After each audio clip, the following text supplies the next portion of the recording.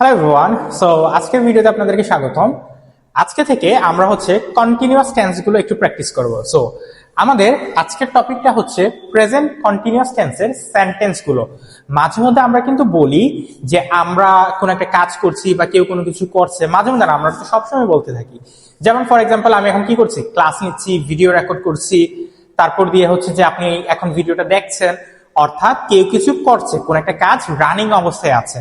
For example, আমি খাচ্ছি, যাচ্ছি, ঘুমাচ্ছি, সে দৌড়াচ্ছে, খেলছে, অর্থাৎ কেউ কিছু করছে। এই টাইপের কথাগুলো কিভাবে বলি চলেন আমরা একটু দেখে নেই।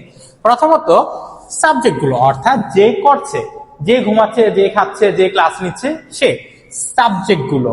তারপর দিয়ে আমাদের সাবজেক্ট ওয়াইজ এম, ইজ এবং আরটা বসবে।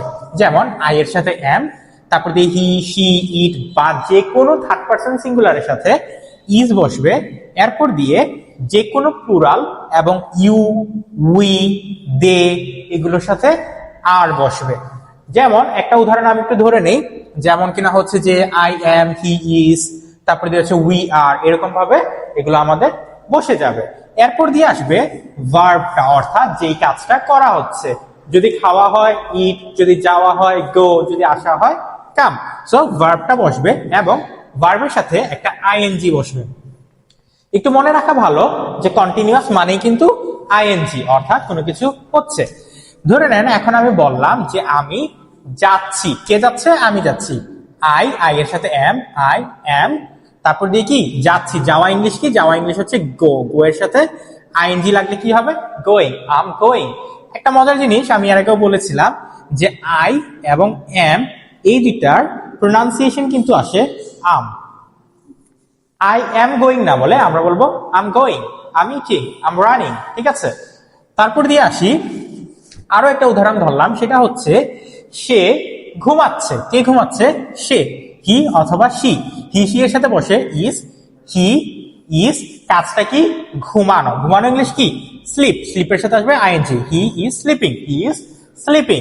এরপর দিয়ে আমরা দৌড়াচ্ছি, আমরা দৌড়াচ্ছি, কারা দৌড়াচ্ছে, আমরা, আমরা ইংলিশ কি, উই, উই এর সাথে আসবে আর, উই আর, কাজটা কি, দৌড়ানো, দৌড়ানো ইংলিশ হচ্ছে রান, রানের সাথে আইএনজি, উই আর রানিং, অর্থাৎ আমরা দৌড়াচ্ছি। আর যদি নেগেটিভ হয়, যেমন কেউ কিছু করছে না, আমি ক্লাস নিচ্ছি না, আমি ঘুমাচ্ছি না, সে দৌড়াচ্ছে না, সে যে ঘুমাচ্ছে না, এরকম টাইপের কেউ কিছু করছে না বলার হলে আমরা এম এর জায়গায় এম নট, ইজ এর জায়গায় ইজ নট বা শর্ট ফর্মে ইজ এন্ড, আর এর জায়গায় আর নট অথবা শর্ট ফর্মে আর এন্ড ব্যবহার করব। যেমন আমি ঘুমাচ্ছি না, I am not sleeping, I am not sleeping. তারপর দিয়ে সে যাচ্ছে না, কি হবে, হি ইজন্ট গোয়িং, সে যাচ্ছে না। এরপর দিয়ে বললাম যে আমরা দৌড়াচ্ছি না, কি হবে, উই আরন্ট রানিং, আমরা দৌড়াচ্ছি না। তাহলে এর মাধ্যমে কেউ কিছু করছে বা কেউ কিছু করছে না, এই টাইপের কথাবার্তাগুলো কিভাবে বলতে হয় ফিউচার সিম্পল সেন্টেন্স ইউজ করে সেটা আমরা দেখে নিলাম।